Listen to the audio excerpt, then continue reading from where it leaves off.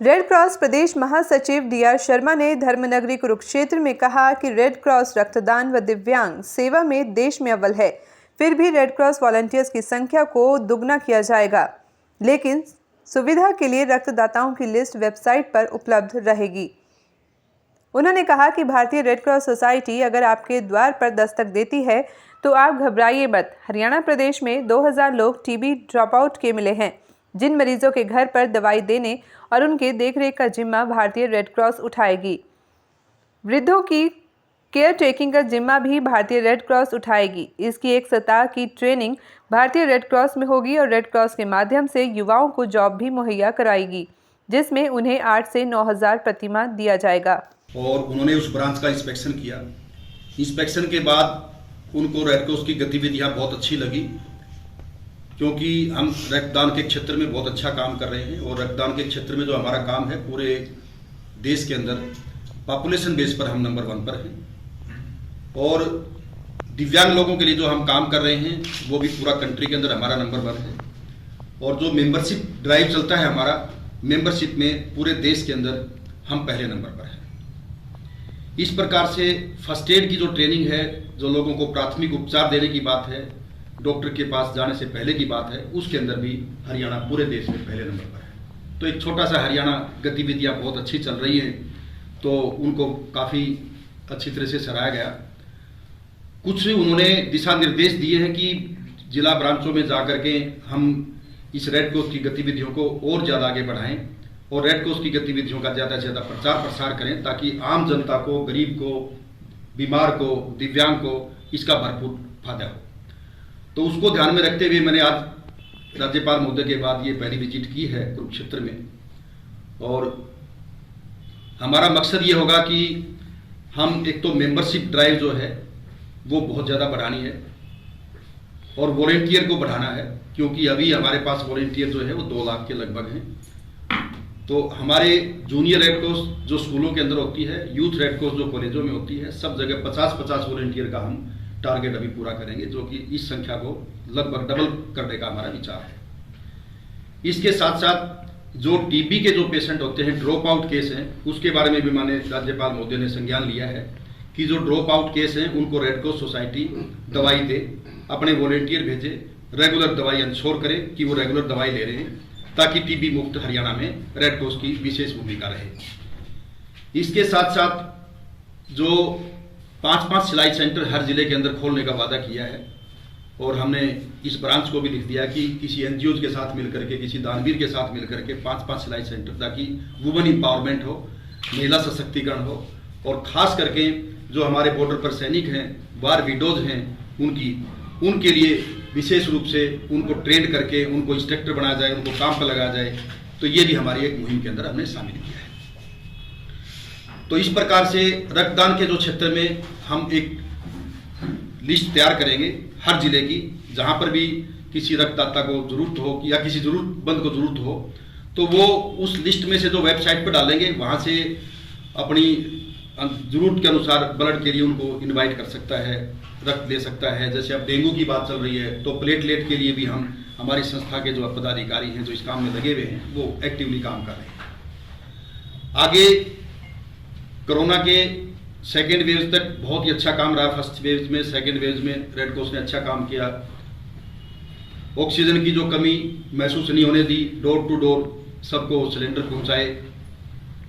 आगे उन्होंने, जब राज्यपाल महोदय ने गुड़गांव में विजिट किया, तो वहां पर कंसंट्रेटर, ऑक्सीजन सिलेंडर भरपूर मात्रा में रखे हुए थे।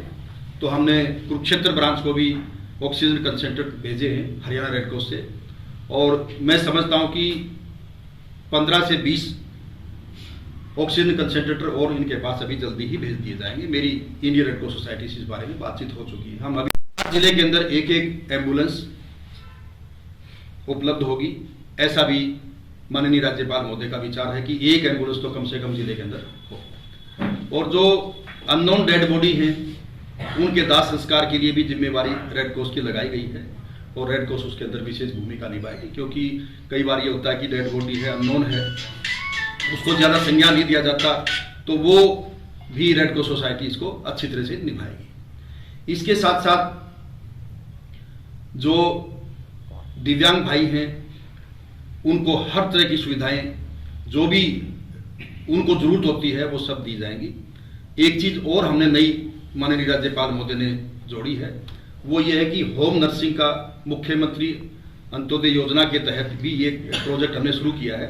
उसके अंदर ये होगा कि होम नर्सिंग की ट्रेनिंग मेल फीमेल सबको दी जाएगी। उसमें ये होगा कि वो जो होम नर्सिंग की ट्रेनिंग है, गृह परिचर्या बोलते हैं हिंदी में इसको, वो पेशेंट अटेंडेंट के लिए भी काम आएंगे, होम अटेंडेंट के लिए भी काम आएंगे। किस प्रकार से पेशेंट को दवाई देनी है, किस प्रकार से उसका ख्याल रखना है, कपड़े साफ हैं नहीं है, हाइजीनिक सिस्टम कैसा है, तो उधर ज्यादा ध्यान देते हुए ये भी हम अब ट्रेनिंग शुरू कर दी है। और इसमें हम समझते हैं कि कम से कम 9 से 10 हज़ार रुपये पर मंथ उसको सैलरी मिलेगी, चाहे वो प्राइवेट हॉस्पिटल में लगे, चाहे सरकारी में लगे, चाहे वो होम अटेंडेंट के लिए जिनके परिवार बाहर रहते हैं, विदेशों में रहते हैं, उनको होम अटेंडेंट की जरूरत होती है, तो ये भी हम प्लानिंग कर रहे हैं। इसके साथ साथ क्योंकि आगे आगे कई ऐसी आपदाएं आती हैं जिसके अंदर हमारे पास थोड़ा स्टोर करने की प्रॉब्लम थी, तो माननीय राज्यपाल महोदय आपके यहाँ नजदीक अंबाला के अंदर एक रिलीफ स्टोर अभी जल्दी ही उसका फाउंडेशन रखेंगे और एक गुड़गांव में रखेंगे। 2 ब्लड बैंक बनेंगे हरियाणा प्रदेश में अलग से, और वो एक गुड़गांव में बनेगा, एक हिसार में बनेगा, और एक ओल्ड एज होम और बनेगा, वो गुड़गांव में बनेगा। तो इस प्रकार की आगे की भी प्लानिंग है और मदद करती है। जैसे टीबी के लिए तो हम काम कर ही रहे हैं, हार्ट की बीमारी, किडनी की बीमारी, कैंसर की बीमारी, इनके लिए सरकार की तरफ से पूरी मदद मिलती है, उसका कोई पैसा खर्च नहीं होता।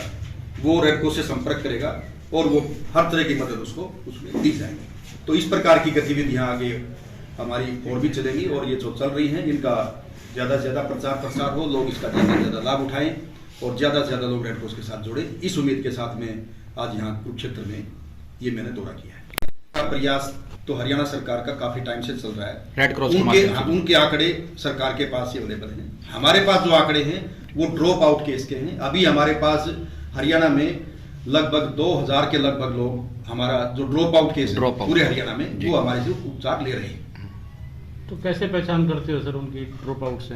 वो हॉस्पिटल से ही पता लग जाता है कि मान लो 500 पेशेंट यहाँ से दवाई लेकर के जाते हैं और 3 महीने ये हर महीने चेक करते हैं हम। इस महीने में देखा कि 500 से 450 हो गए, तो 50 कौन छूट गए। अगले महीने देखा जी और छूट गए, तो ये कौन से छूटे, उनके पास रेड क्रॉस अप्रोच करती है। फिलहाल कितनों को दी जा रही है हरियाणा प्रदेश में रेड क्रॉस के माध्यम से? हमारे लगभग 2000 लोगों को हम दवाई दे रहे हैं। ये ट्रेनिंग कब शुरू करेंगे सर? जो होम नर्सिंग की ट्रेनिंग पोर्टल पर डाल दी गई है।